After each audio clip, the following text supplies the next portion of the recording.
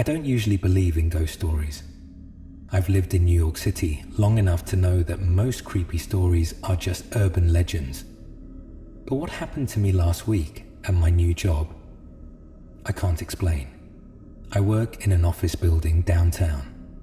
Nothing fancy, just a 12-story corporate building with grey carpets, flickering fluorescent lights, and a break room that always smells like burnt coffee.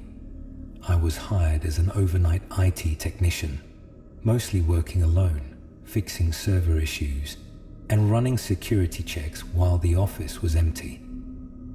My first few nights were uneventful, but last Friday, something changed. At around 2 a.m., I was finishing up a system update when my computer screen flickered. Then, the office phone rang. That was weird. No one else should have been there. I picked up. Hello? Static. Then a voice. Soft. Distant. Help me. The line went dead. I stared at the receiver, my pulse picking up. Maybe a prank. Someone hacking the phone system. That's what I told myself. But then I noticed something that made my stomach drop.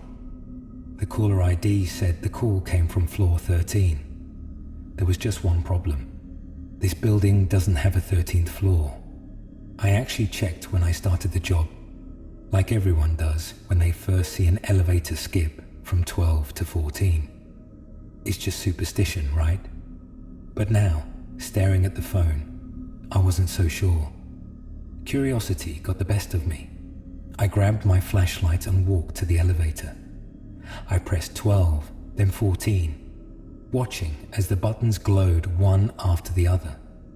Then, on impulse, I pressed both at the same time. The elevator shook, the light above me flickered, and when the door slid open, I was on floor 13. At least, that's what the tarnished plaque on the wall said. The hallway was wrong. The walls were yellowed, the carpet was damp, and the air smelled like something old and rotten, like a place that had been forgotten. The cubicles were still there, but everything was coated in dust. Chairs were overturned.